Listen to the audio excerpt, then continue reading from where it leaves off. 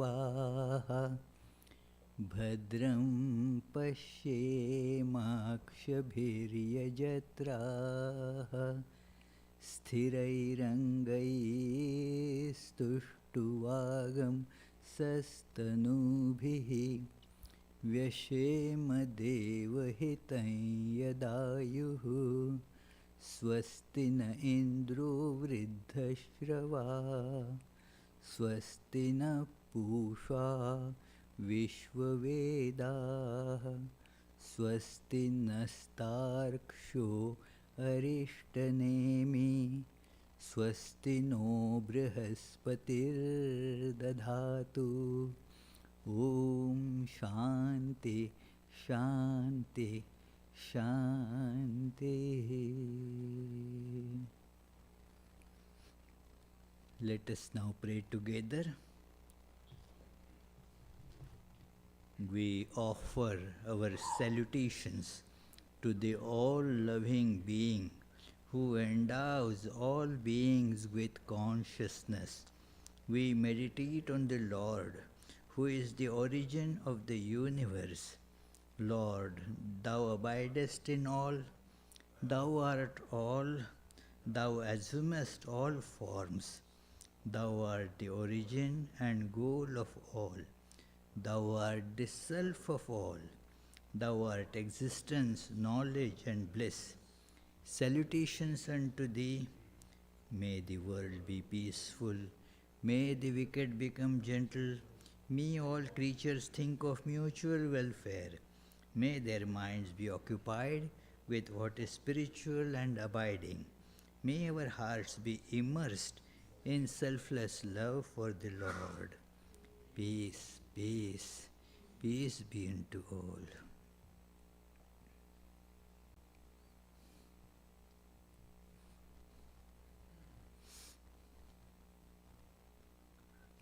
Let us feel each of us is like a pot of clay.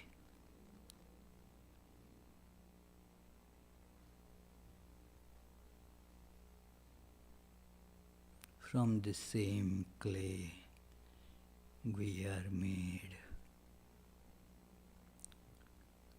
Let us feel this nature of ours. We have different shapes. Sizes are different. The purpose for which they are made and used is different.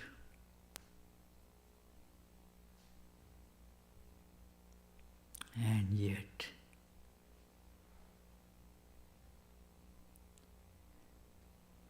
we all are same.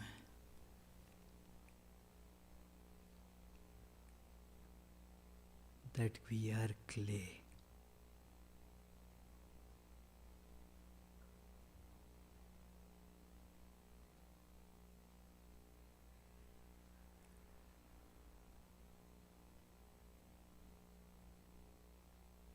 We got made from the clay. Same one material, one substance, one source.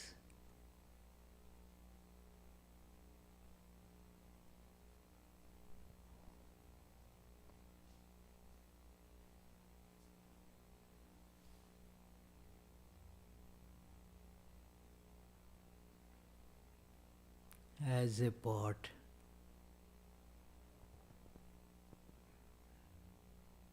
I still am clay.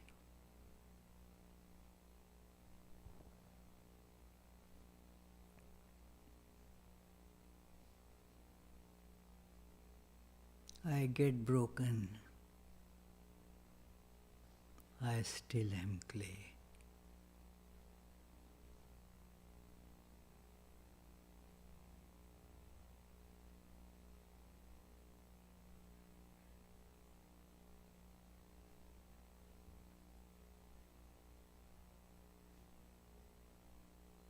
That is our reality.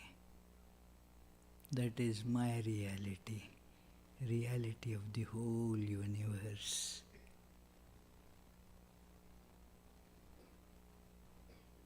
If we peep beyond the form and the name that we get because of the form, we see our source, our true nature.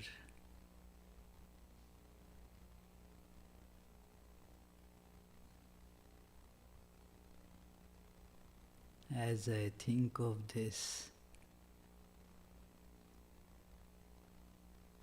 all the separation caused by the form and the name disappears.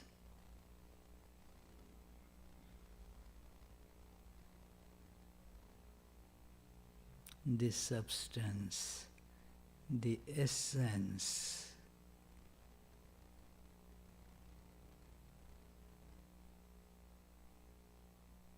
is the same.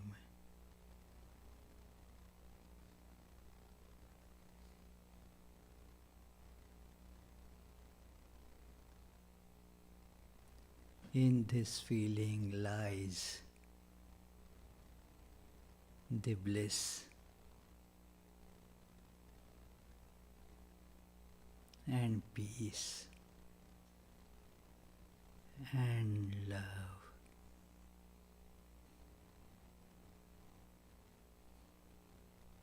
Confined to the form,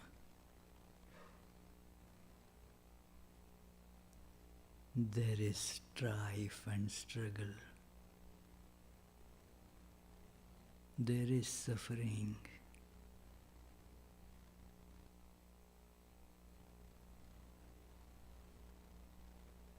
There is no peace.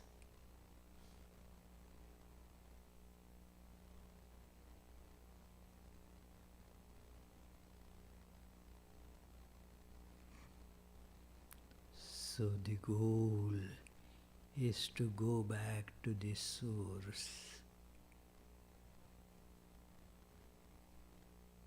Om, peace, peace, peace.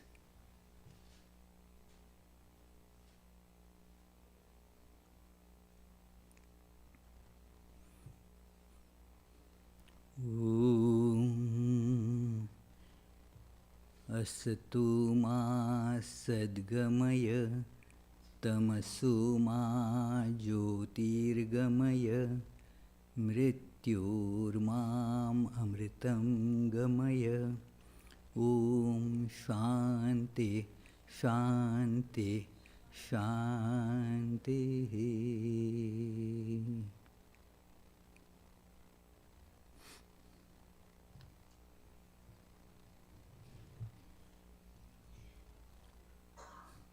When I was thinking that what should I be speaking on this topic, going to the source, and I was not getting any thoughts, so I had decided to outsource this topic of going to the source. But then a kind-hearted, learned man helped me with a few ideas. So we can discuss a few of those things. That, you see, right, as a child, each of us can remember this, think of this, that we wanted to know where from this all came. We see all these different things, but where from we came up? And there are various lines of thought about it, that how there is, for example, the evolution of species, this Darwin's theory, evolution of species. And then, following that, when a child asks mom that, Mom, where from did I come? The mom said, well, you came from God. Well, but the dad was telling the other day that we came from monkeys. And now what the mom should say, she was a bit, but she thought, he was telling only about his side of family. So it is that the point is there are two different ways of looking at it.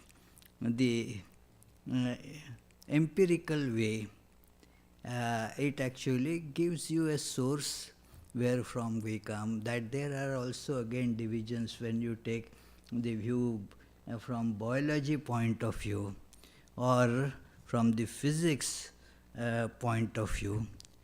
Then from physics point of view, you will get something like Big Bang. Everything gets sourced there. That everything was there, and that with the bang, all universe, as it were, gradually over trillions of years or so, came out. Biological, well, yes, there were the water, then the aquatic creatures, and so forth. Then the evolutionary ladder keeps on going up. There are, of course, problems in explaining everything in both these ideas, but you get human being from that. We are sourced to that amoeba or whatever biological structure, primary biological structure that we can think about. That is the source from we all evolved. And then there is this line of thought, which is the religious or spiritual line of thought, that what actually am I? This comes to this question, that who am I apart from this body? Is there something to me? Apart from this shape, is there something to me? Because the shape keeps on changing. It is not the same. It undergoes such transformation. So I am not just this body. Because body, I had a breakfast in the morning. So as a body there is some change. But did I change with that? I feel the same I am. I had the breakfast some hours ago and I am going to get lunch now. So I remain as it were the same. So this question keeps on cropping up, that where from I came up. And you will find this idea expressed in all religious thought, Eastern or Western, with different analogies, different questions cropping up. That let me tell you one of the Vedantic expressions to this question that came from, in fact it is the first verse of Shvetashvatar Upanishad. It begins like this. Om Hari Om Brahmavadino Vadanti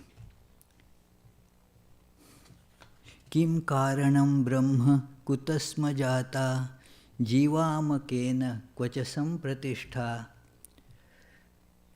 That where from all this has arisen, and where is it established? Where is it living? What is the source of all this?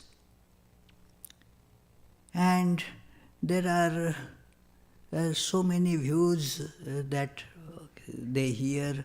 So he mentions them that some say this, some say that, some say that. What is the actual real source that we come from? The answer is very startling.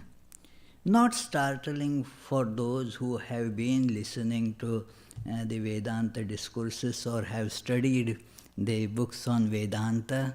The answer is that it really hasn't come at all.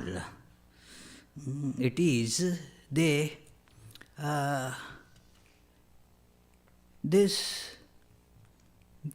because of ignorance it appears that Devatma Shaktim Swagunair Nigudham Yak Karanani Nikhilani Tani Devatma Shaktim Swagunair Nigudham. Means it is that all this, it doesn't use the word Maya here, but Shakti, this inscrutable power, because of which it appears as many, and then one attaches I to one of that many, and then you to the other parts of it. So it is, just to give an example, when we see the dream, there are so many things are seen, but every time there is an eye that is seeing the dream also. Without seeing eye, you do not see any dream. Just as you do not have any experience in the waking state without you, the experiencer, being there, so also there is no experience of dream without the dreamer being there. The I is there as well. And all these are just the various expressions from the mind. Now, one expression becomes I, the other becomes all you and everything. But it is all one mind that is expressing itself like that. There is actually no variety there in the source, but it appears varied. So, in this waking state also, the one without second reality is, as it were, covered by this power. Who covered it? Who covered it? That it is told only that it is the Devatma Shakti, the one who is, one expression for that is God. The God's mysterious power has covered it. The other more philosophical meaning would be Deva means that which expresses the light is called Deva. It is so light, so Deva, and that its power has, how is that power? It makes itself invisible, and so you do not see the source, although it is right in front of you. It is right there, but instead of experiencing the source, we experience the variety. The example that we were just briefly meditating on, that all the clay pots, when say you are seeing a clay pot, you are seeing the pot, are you seeing the clay? Yes or no? Are you seeing the clay? Yes and no. Exactly, it is yes and no. You can say yes. How can I see the pot if I am not seeing the clay? But my awareness is not that of clay. My awareness is that of pot. I forget that it is clay. that ignorance, as it were, covers the essence, the source of that pot. And we are seeing the pot, the shape, and so forth. But the essence is covered. And to find that essence is actually the urge in everyone, whether expressed or not expressed. It comes in different forms that as I mentioned one, where from all this came. The variety, how this variety is, how each is different and how differently they have been made. Everything is different. That is how we perceive A and B as separate. If they are identical, there it wouldn't be separable. There is something that A has, B doesn't have, and B has, A doesn't have. So that is how they are different. So how they became different? You require a cause for difference. For one, there is no cause needed.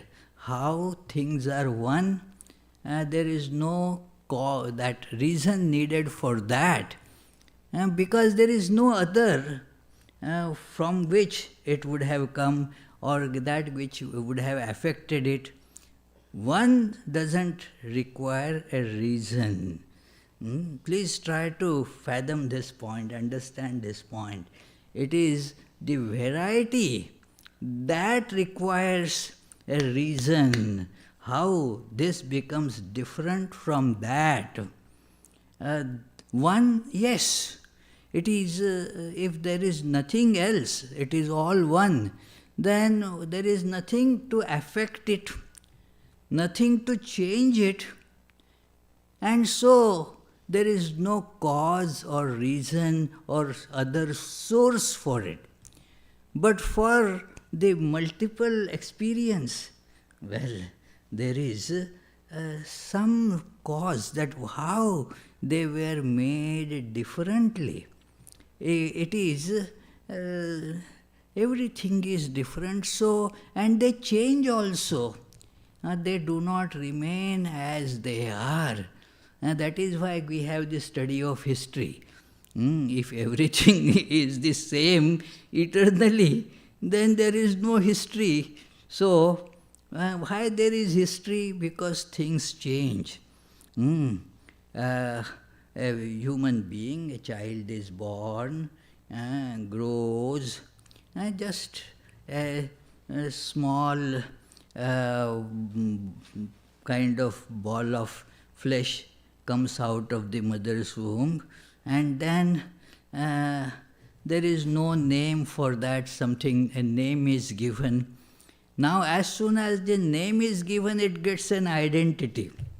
That is the power of name. Without name, there is no identity as such. You give a name. It is even, when you have to specify somebody whose name you did not know. Oh, that person had come, I don't remember the name. The one who was wearing a green shirt. Okay, that became the name, that the one who put the green shirt. And thus, it is, that becomes the identification. So only the name gives identification to that ball of flesh having come out of the mother's womb. Then it grows, changes. What keeps it the same? The name. That because of the name, we say that that is the same person, same being. So now, these are all different things. Where are they sourced? Where are they coming from? And this question is so prominent in Vedanta because this is something that comes to human mind again and becomes very pronounced when one becomes spiritually matured or evolved. It doesn't depend on the age of that person. Somebody can get that question in the very early childhood and continues to get intensified. Some do not feel that question even when at a ripe old age, that it doesn't, well, there is some such thing. I don't bother about it, that's it. That question doesn't become meaningful in life. So when that question becomes meaningful, one can say the spiritual life begins. The search for this self, a search for the universal substance, matter or energy or consciousness. The different names come, it is, if you start with the gross apparent matter, then you can think that it is, what is the universal matter? It is, or you may call universal power, it is, so it gets called as the prana in Sanskrit, that it is, what is the, this power that manifests as this whole universe, or universal consciousness. That it is, because it is, when you look at it from consciousness point of view, and it is very interesting that if one sees that I am just conscious of the things, what is really present is the consciousness. It is in the brain. It is, or in the, whatever the consciousness is experienced, there, it is there. So there is no matter as such called Yogatmananda or anybody or the microphone or the podium. It is not something as a matter, but you become conscious of that. So it is just consciousness. Everything is consciousness alone. Chit, and the Sanskrit word for that is chit. All three expressions, they gradually lead to the same thing. So therefore, in Vedanta you have got this Sat, Chit, Ananda. The three ways, they are actually, you go to search from one angle, Sat, that it is all, say, matter. In Chandogya Upanishad it begins with this example. Our meditation was on this, that clay and the pots. So, it is said that there that this mrittika ityeva satyam, the clay alone is real. Vacharambhanam vikaro namadheya mrittika ityeva satyam. That because of the name, and what is name? The expression of the speech. The speech moved in this way, the sound comes out as Tirisa, moved a little bit, then it comes as cow, it comes as Swami. All these, they are just what? Modifications of speech. What is true in that? Apart from the modification of speech, what is there? Just clay. It is all clay. So this is the Sat aspect, the existence aspect, the matter aspect. Even if you see everything as matter, no problem. Still that leads you to ultimate oneness. All is matter, okay? That means all, really be inclusive then. Do not stop. Time and space also are matter. What you feel consciousness, that also is matter. it becomes all inclusive. Sat, it exists. The other aspect that we saw, consciousness, it is conscious. Each of us is conscious. And thus, because of consciousness, you have that that variety is perceived. And what is this consciousness? It is all pervading.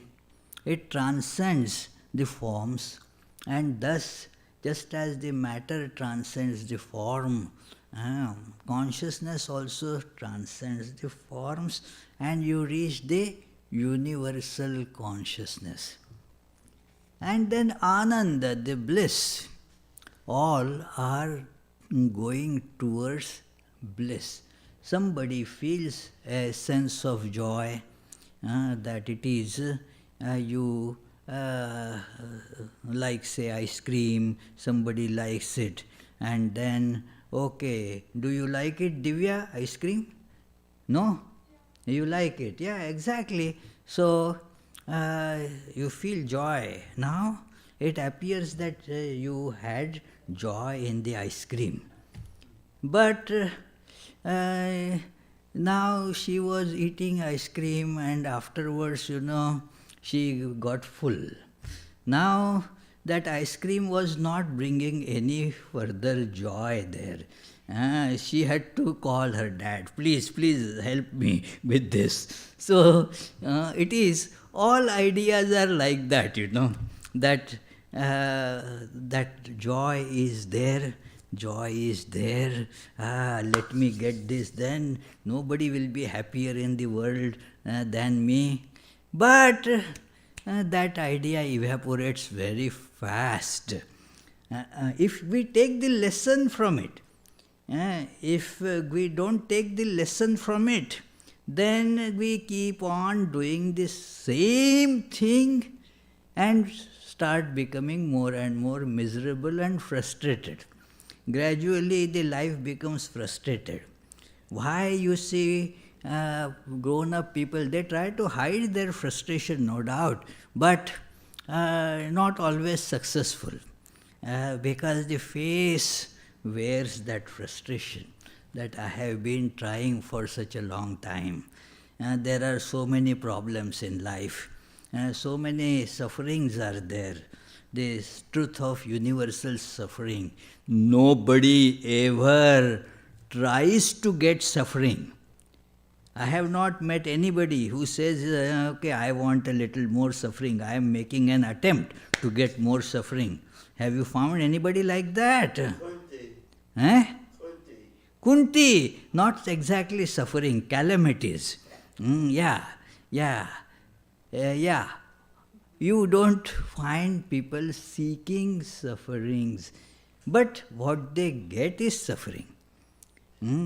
This is something to be noted, that we try to get happiness, but after a while we get suffering. The activity is directed to get happiness, but the result of it is suffering. So you see that, well, where is that happiness? And that happiness is again, you see, in going beyond the shapes and feeling the oneness. When we get a little glimpse of that oneness, we feel happy. This is something that one can analyze. Like our Divya, when the ice cream is in the shop and she is here, no joy. Oh, I want ice cream. So it is then she gets it, but even holding it, she doesn't feel that happy. And what happens? Then ice cream and she becomes one.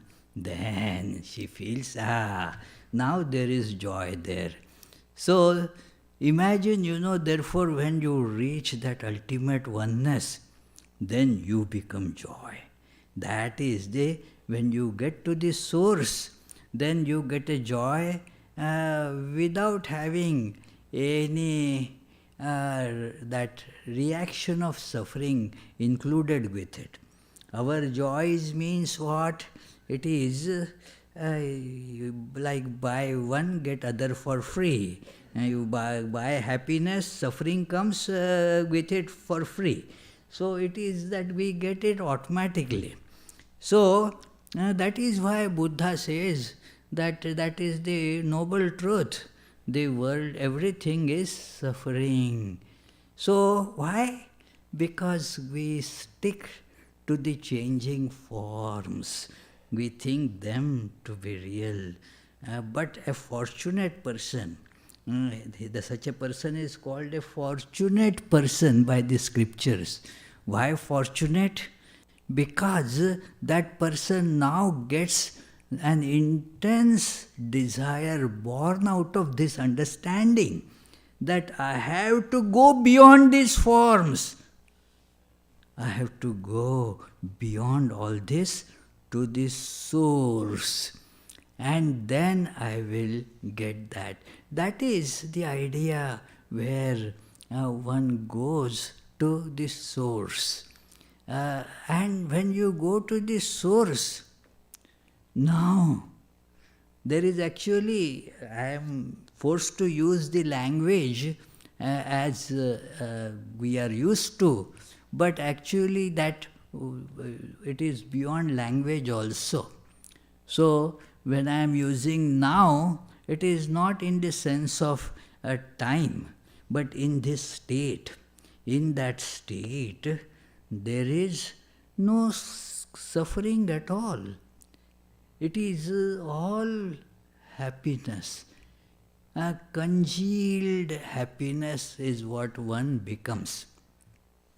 So that is the result of this going to this source. You see the source of all that.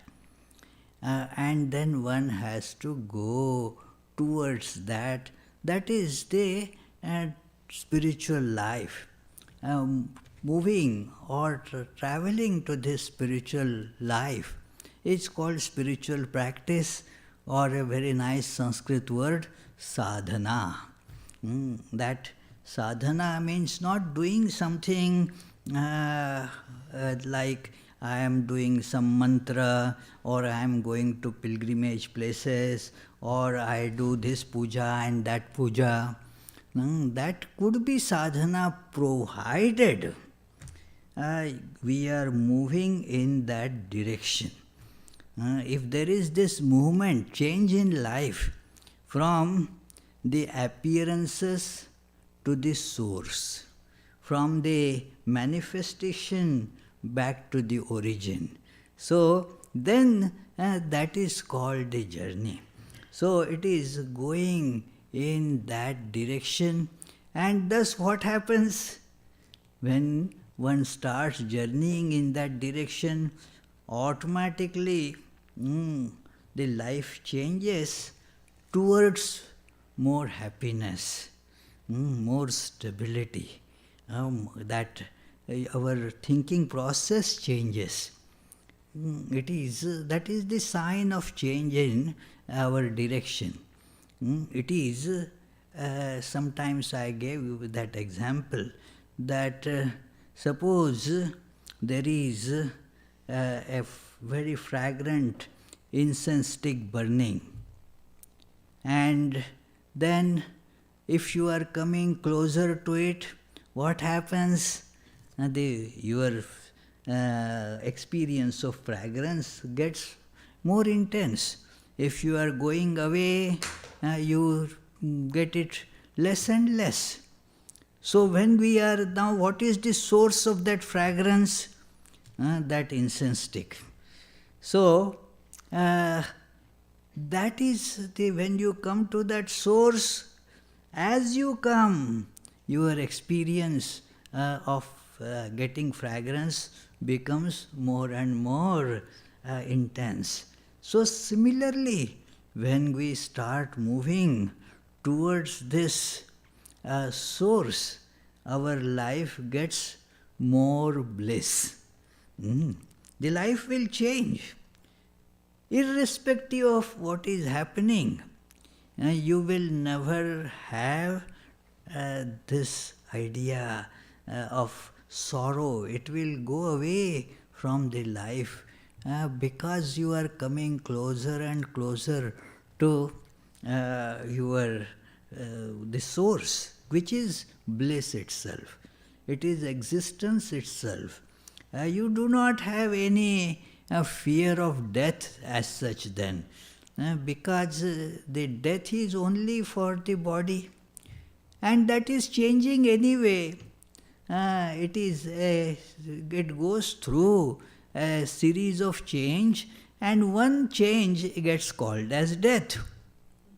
There is the six prominent steps in this transformation are told in Vedanta literature, that jayate, asti, vardhate, and so forth, that it is jayate, it as it were born.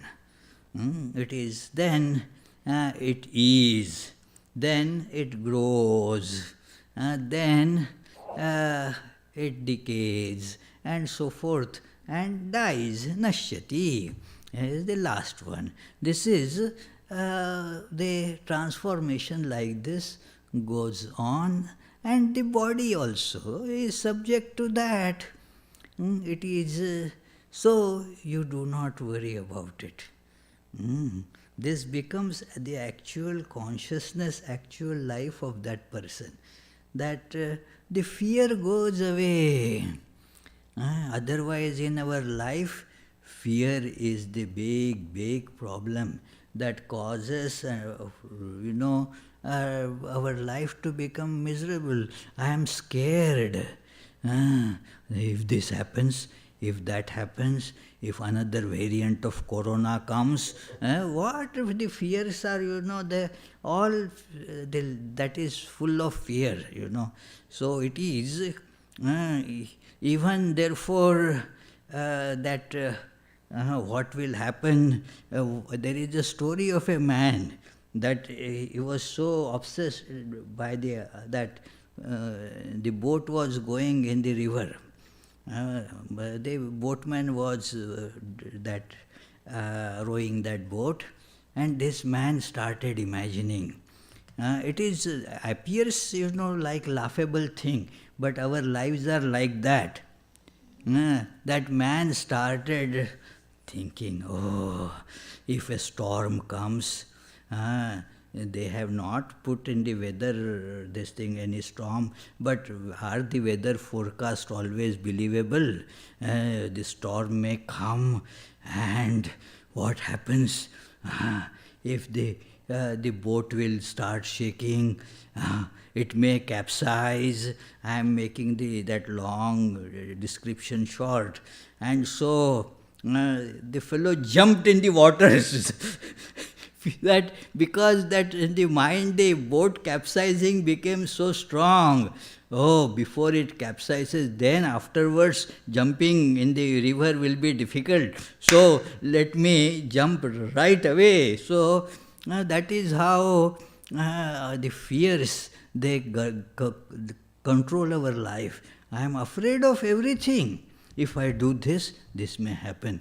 If I lead spiritual life, this may happen. If I do not lead spiritual life, this may happen. So what to do? You become that life becomes just a confusion. All doubts. This has this doubt, this will become like that, what will happen? So these doubts go away. That is one beautiful expression in Upanishads, that it is Janaka and Yajnavalkya. The sage Yajnavalkya was telling the king Janaka, who himself was highly evolved knower of Brahman, and so Janaka asks, what happens when I go beyond forms and go to the source? What happens? Abhayam vai Janaka prapnosi. O king, Janaka, you will get to fearlessness. We don't like to live in fear, but without going to the source, this is all fraught with fear. It is, we may show some courageousness, I am not afraid of this and this and this, but there is the lurking fear. And fear from anybody, everybody. From the very nearest of the relations, one may be, feeling fear that now things seem to be fine, but who knows, tomorrow that fellow may ditch me, these things do happen. The fear never leaves a person if we are stuck in this expression without making an attempt to go to the source. But as we go to the source, somebody had asked me a question, is it, something that can happen gradually, or it is either here or there? That it is either I am in the source or I am in the non-source, whatever that word may mean. It is, the one can travel there gradually. That is why everywhere you find it is depicted as a journey, a spiritual journey. There are the physical journeys, like people travel, say, from here to China. It is the body travels. You actually travel or not is another question, but the body travels. So it is a physical journey. The mind travels, that is another journey. It is like you are here, Rocio, right now, physically. Where is the mind? The mind need not always be here. You try to keep it here, but it doesn't always listen, goes away on the, say, football field, and so it is like that. That is the journey of the mind. Body is the journey of the body, that is meant, that physical journey, psychological journey. And then there is the spiritual journey, that you have now examined the levels of your awareness, and then go to the source. This journey, as you have this journey, I was giving the example of going towards the incense stick. There are the effects on your life because of this going towards this source. One thing is, more and more happiness will be in life. Guaranteed. More and more happiness will be in life. More and more fearlessness will be in life. More and more love will be in life. It is, and the nature of this happiness that you will get is very different, and not the happiness because of some contact with some object, like contact with ice cream and your tongue. Then that is one kind of happiness. But this happiness is not of that type. This comes from within, without any contact with external object. Independent of that, because you are actually moving towards the source of happiness. It is, so that is same with fearlessness, same with more love. It is, what is love? Love is the feeling of oneness. And when we move to the source, we see the same source. Like I was talking to one person, he wanted to, get some work done, and then at the city office, they were finding it giving some problems and all. So he said, uh, if I had my that the country that he comes from, so if my countrymen had been there, I would have somehow managed.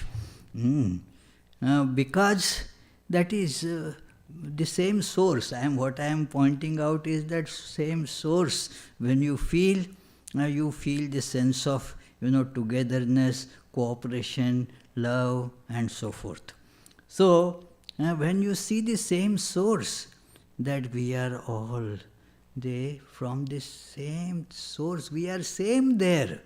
In the source we are same, and so the universal love becomes a realization in life. Otherwise, there is only the talk of love. Actually, love is not possible if we are holding on to this expressions only. The one who loves changes, the one that is being loved, that changes, and the idea behind the love, that also changes. There is actually mutual adjustment or so forth that you can say. It is like the love that exists between, say, the partners of a company, and they have come together for a business. And so far as the business is concerned, okay, they keep their relations like that. But not that if the company is not doing well, if the firm is not doing well, then okay, it is all gone, broken. So it is convenience. So there is that expression, that marriage of convenience.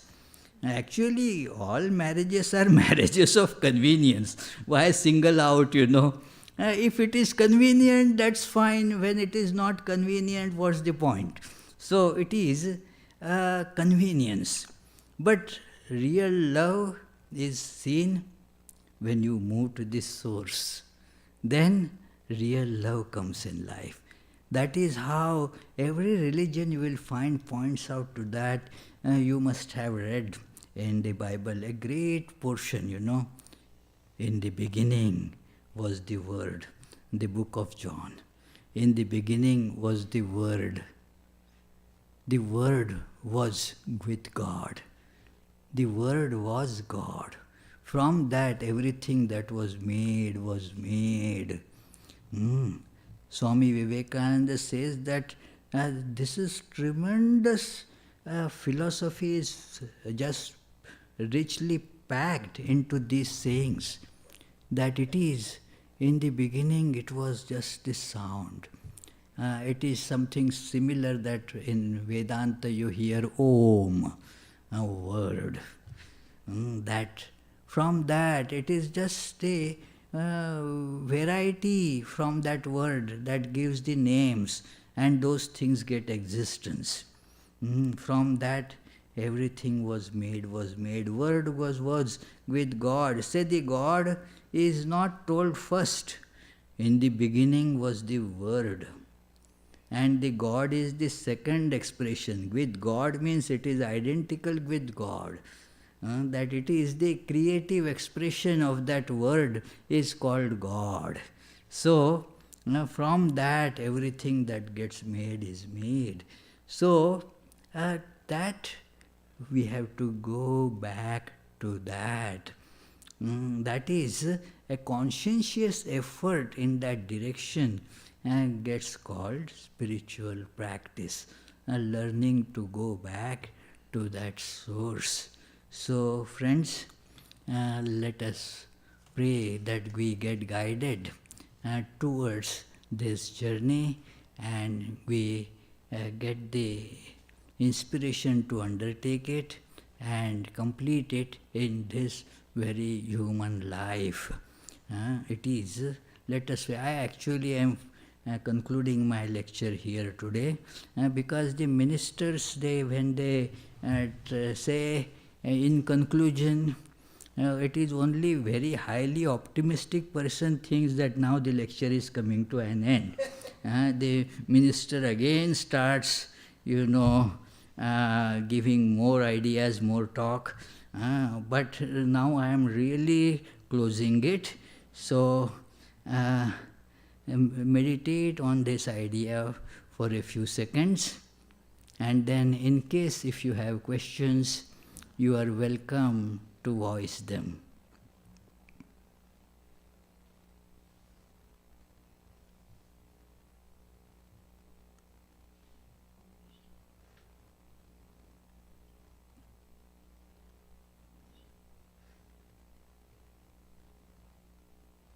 Yes, please, any questions? Our Richard has one question, and then Abhishek has a question.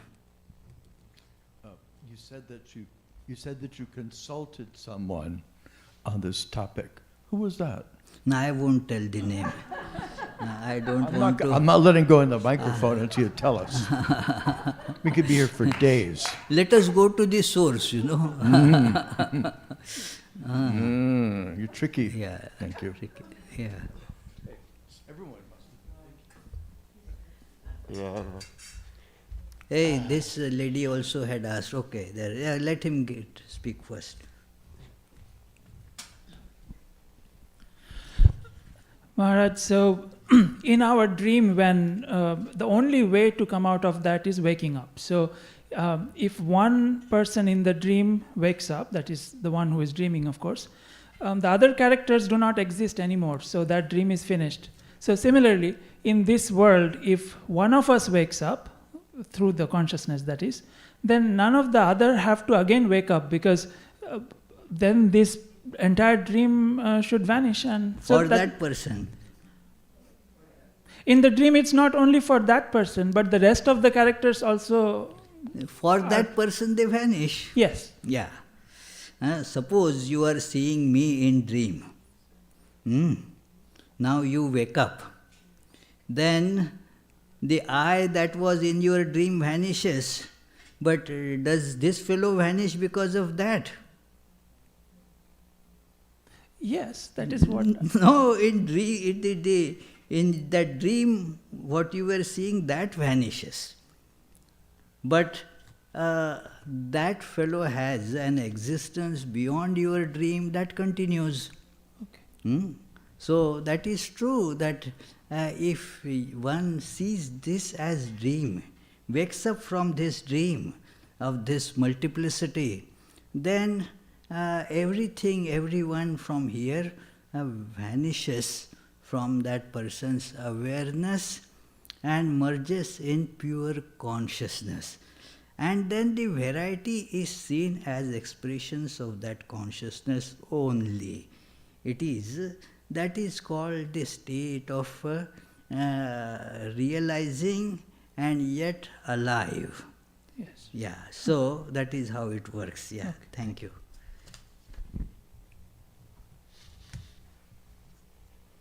John, you have a question?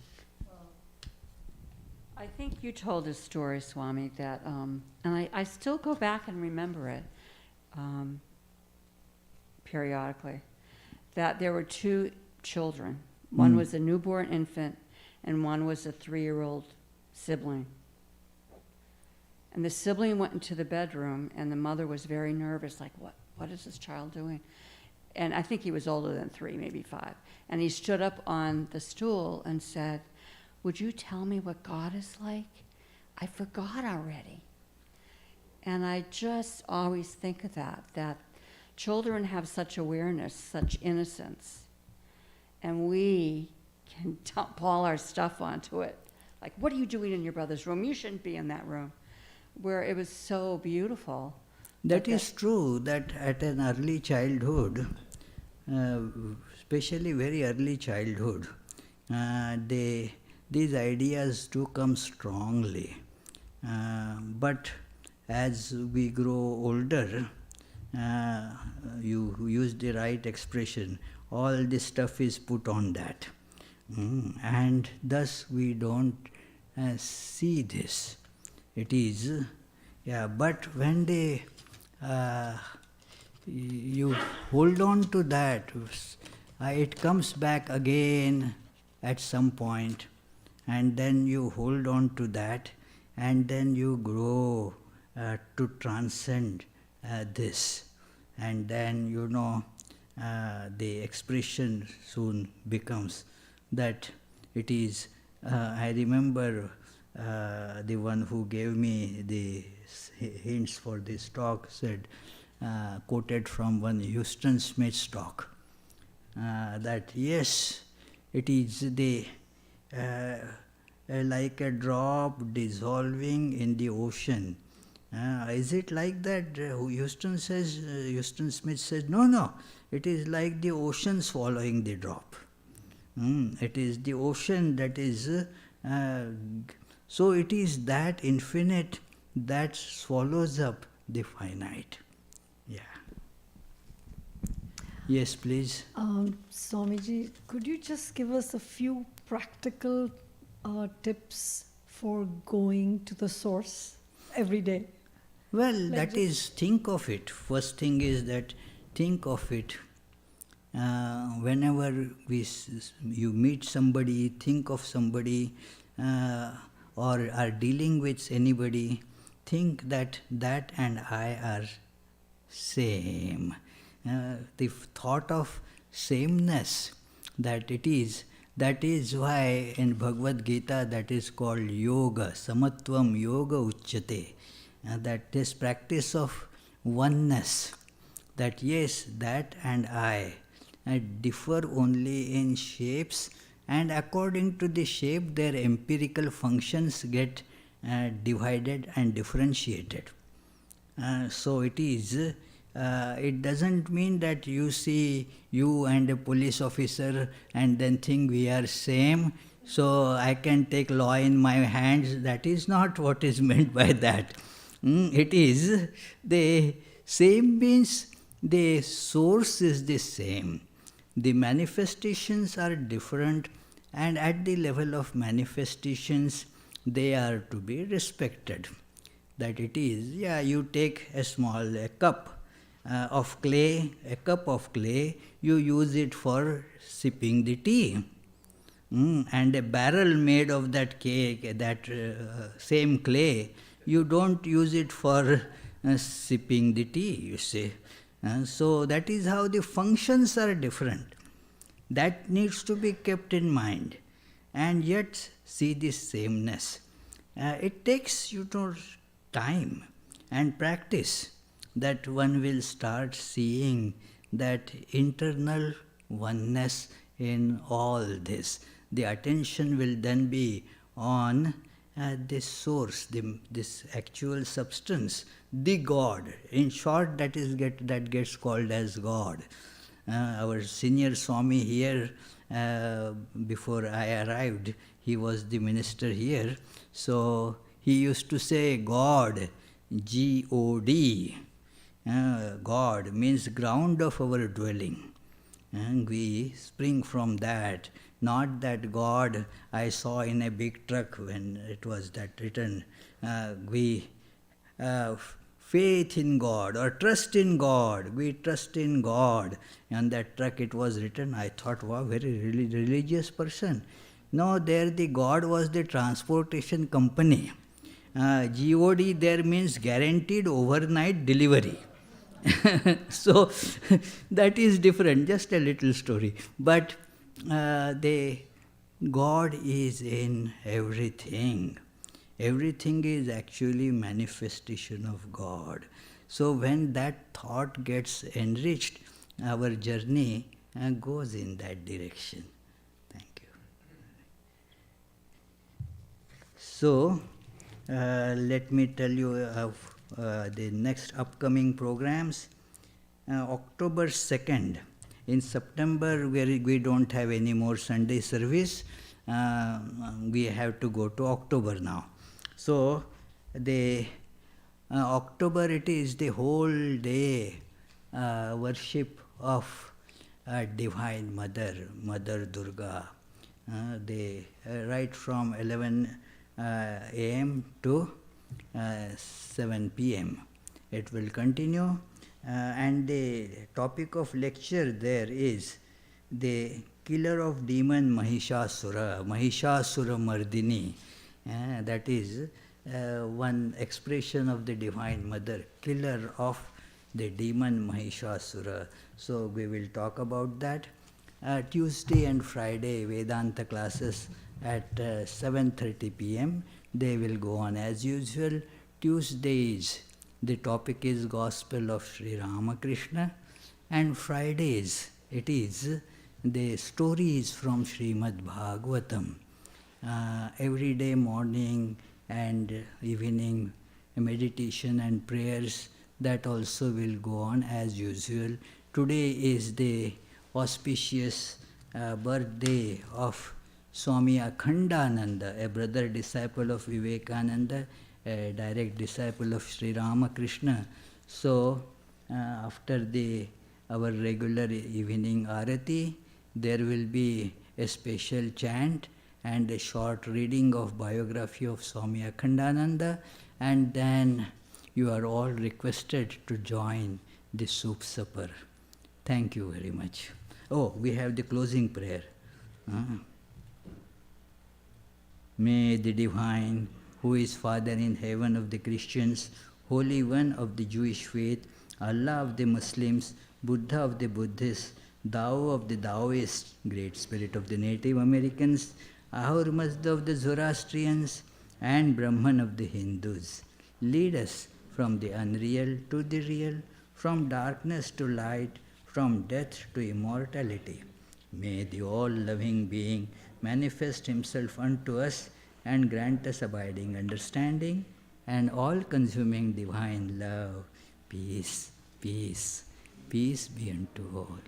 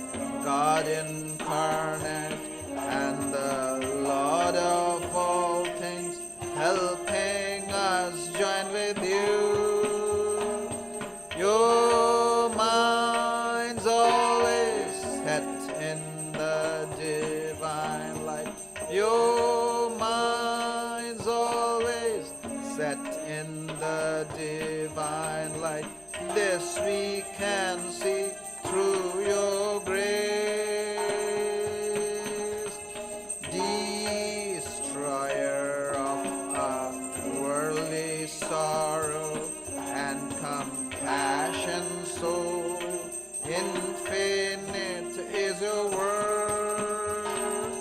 Your lives offered for the world's deliverance.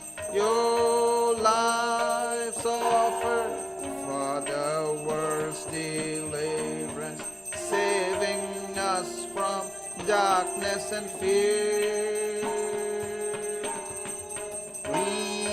Renouncer of all lust and lucre, therefore you were always spurning sensual life.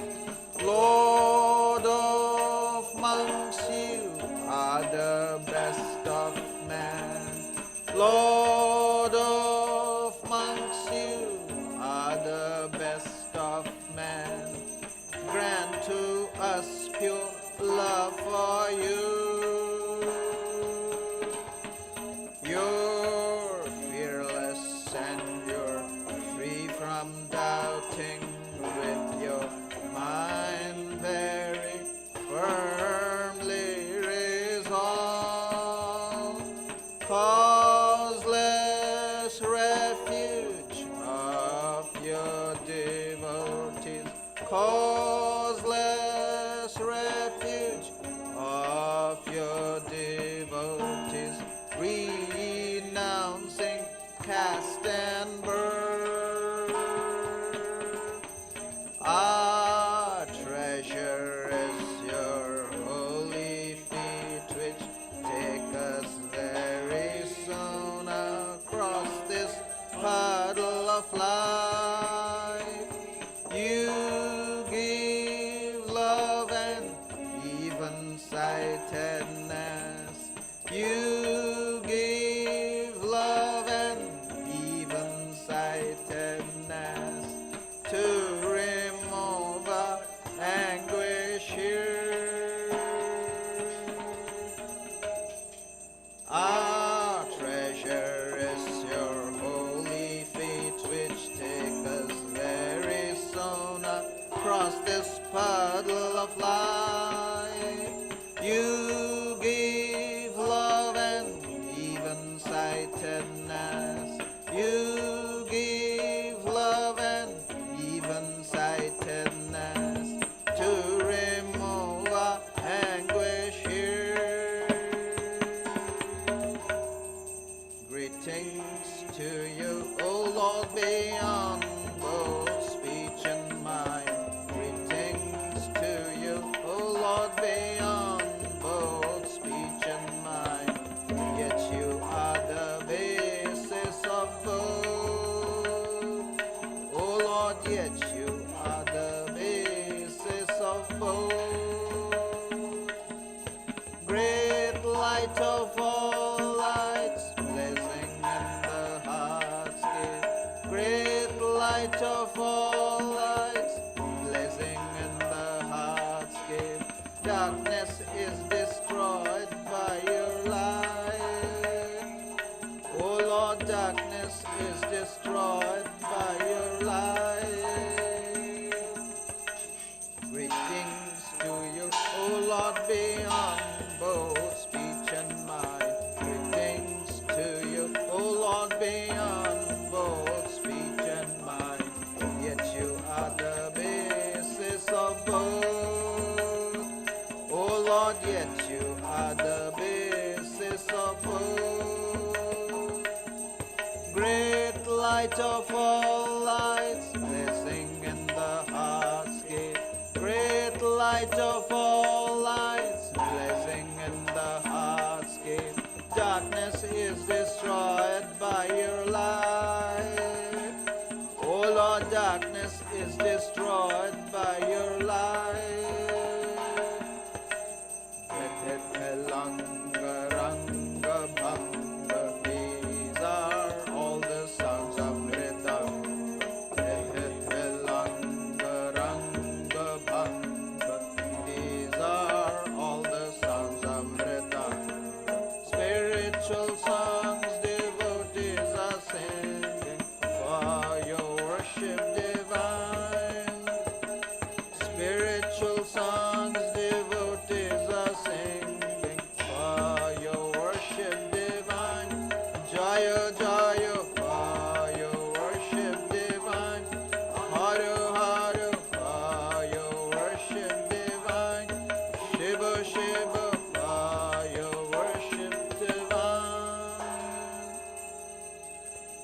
breaker of all our worldly bondage, and adored by all.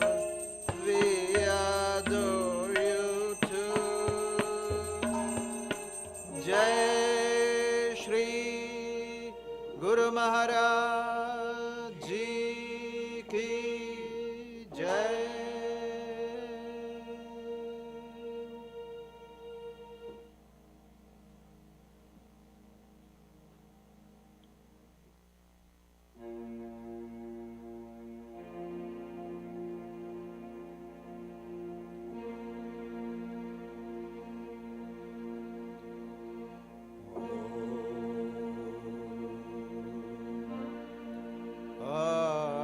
Auspicious and blessed, graciousness sublime, all noble ends you give to us, granting us refuge, all seeing God.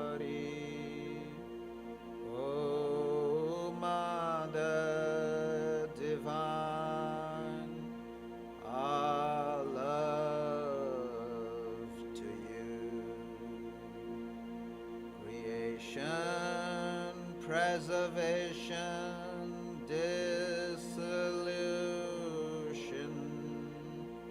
are your powers, eternal one. Nature's real basis, nature's essence. O Mother Divine, our love to you. We come seeking refuge from anguish. Be our Savior to your deep concern. All our suffering remove, Goddess. O Mother Divine, our love to you. Victory, O Mother Divine, our love to you. Blessed Mother Divine, our love to you. Blessed Mother Divine, our love to you. Blessed Mother Divine, our love to you.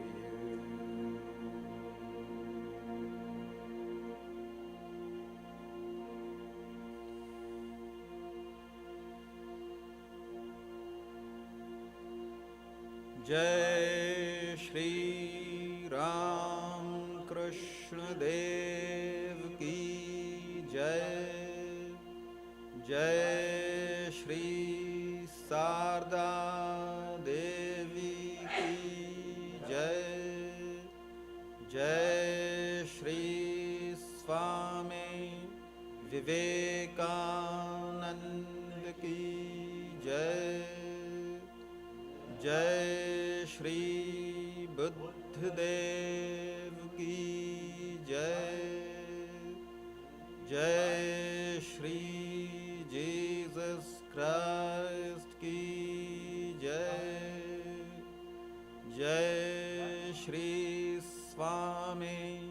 Akhandanand की जय।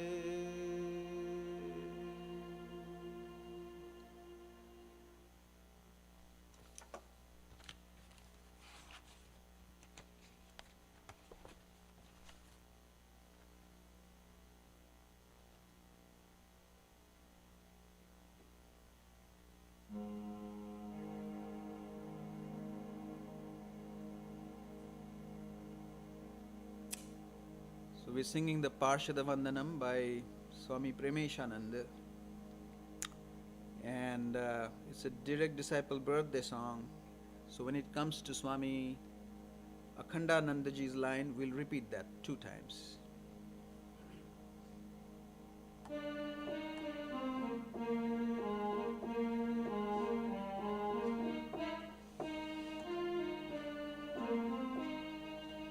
Jaya Jaya Rama Krishna Bhuvana Mangala.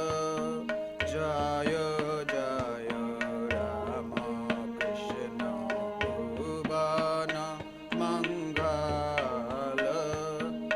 Jaya Mata Shama Shuta Oti Niramala.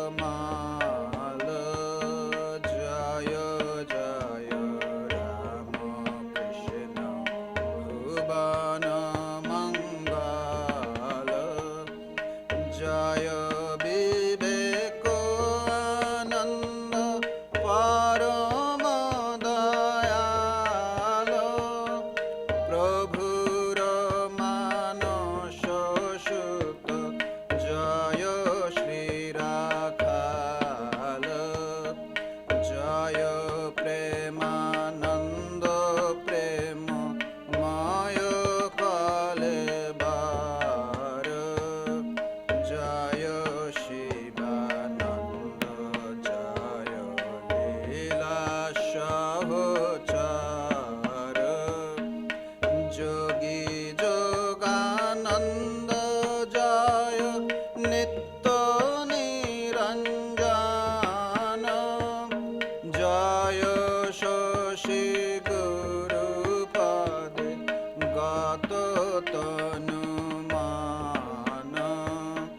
Jaya Jaya Rama Krishna Bhuvana Mangala. Shiva Para Jogi Bara Adbhuta Ananda. Abhedananda Jaya Gato Mahabandha. Jagarato Tyago Brata Turiya Akhyata. Sharata Shudhira Shanta Jana Gananatha. Jive Shiva Shiva Brata Gangadhara Veera. Repeat.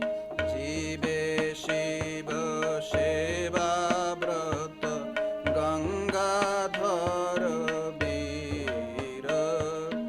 Jaya Shri Vijnananda Prashanta Gambhira. Pradhana Gopala Matri Sheva Parayana.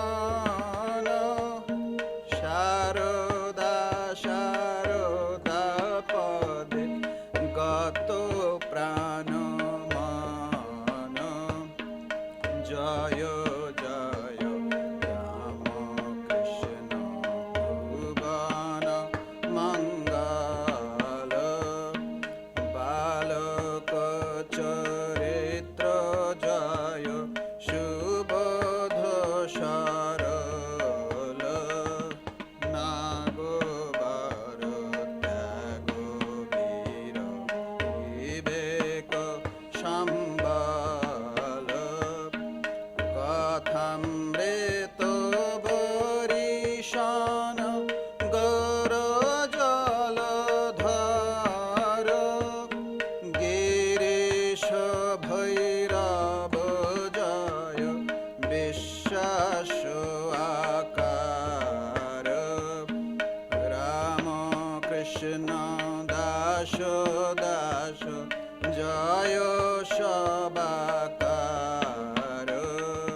Rama Krishna Leela Sthana Jaya Barambar Rama Krishna Nama Jaya Shravana Mangala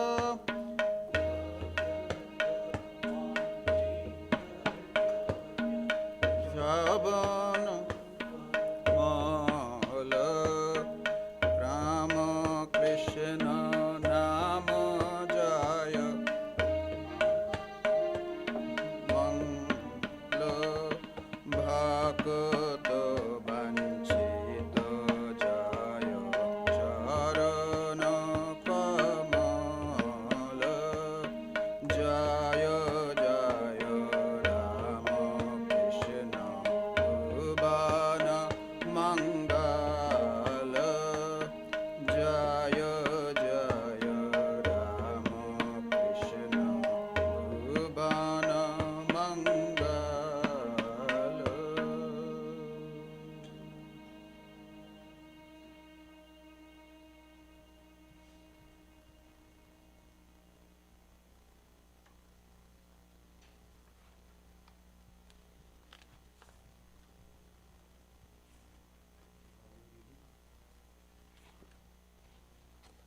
Okay, we'll have bio reading for Swami Akhandananda.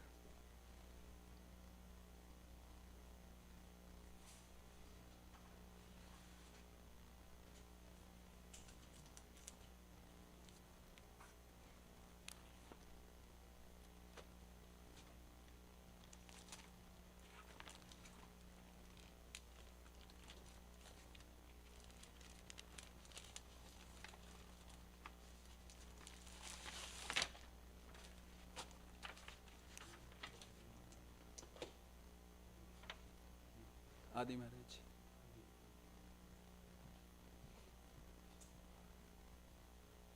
You can see. Have the microphone. Yes, yes, microphone is on.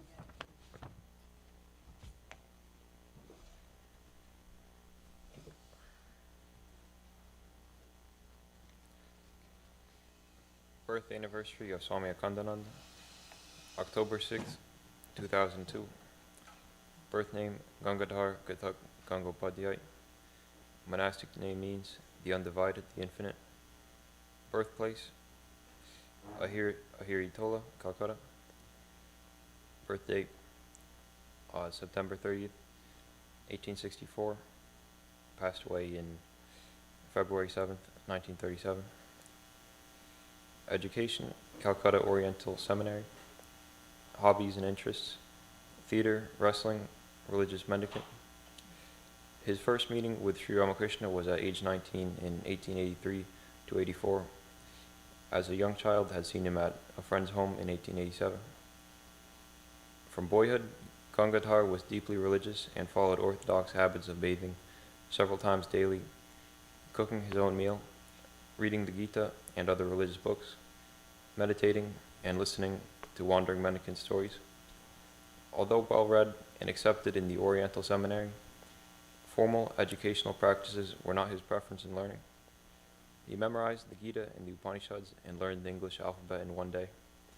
He was very compassionate towards friends in difficulties, and his strong moral sense also gave them proper guidance.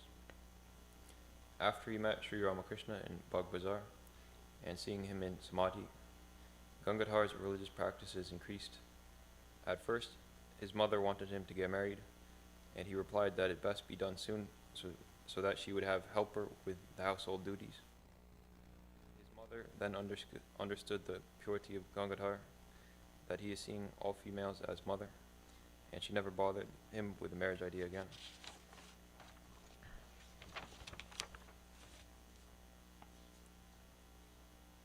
He learned through Sri Ramakrishna that the devotion is more important than the mere observance of orthodox rituals and austerities. At the feet of Sri Ramakrishna, his spiritual development took place rapidly. He also developed a deep friendship with Narendra, Vivekananda of future, and other disciples of the Master. During Sri Ramakrishna's illness, Gangadhar devoted himself to spiritual practices, serving his master, dishwashing, and running necessary errands.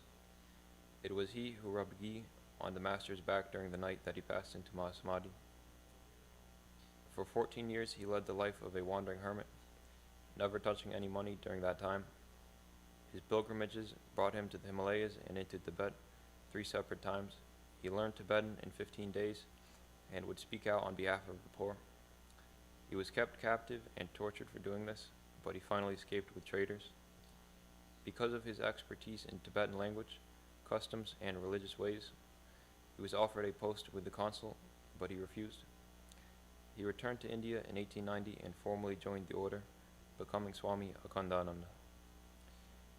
After he saw extreme impoverishment and illiteracy in the villages he traveled to, Swami Akhandananda's main objective became the education and healthcare of the masses. He did door-to-door outreach in Khetri for education. 5 primary schools were begun in outlying villages. He raised subscriptions to buy books for the poorer students. In Murshidabad, Mahula in Bengal, after seeing horrific conditions of poverty, he stopped and would go no further until relief work was dispensed there. Thus began the Ramakrishna Order's first relief work center, and then the orphanage in Sargachi, housing and educating both Hindu and Muslim boys. This orphanage has become a big organization today. The village people were also taught hygiene and basic health care was provided. He studied Ayurvedic medicine. He continued earthquake and flood relief work throughout the regions, Bihar, Goghair, etc., until 70 years of age. More important than the outer work was the spirit in which it is done. To him, it was not service to human beings, but to divinity in human forms. In 1925, he was called to be vice president of the Ramakrishna Mission. In 1934, Swami Akhandananda became its 3rd president, and after the passing away of Swami Shivananda, he was inspired by the spirit of service that Florence Nightingale and Booker T. Washington manifested. His favorite phrase that he had researched before his death came from Prabhupada Bharata, April 1927. I do not covet earthly kingdom or heaven or even salvation. The only thing I desire is the removal of the misfortune of the afflicted.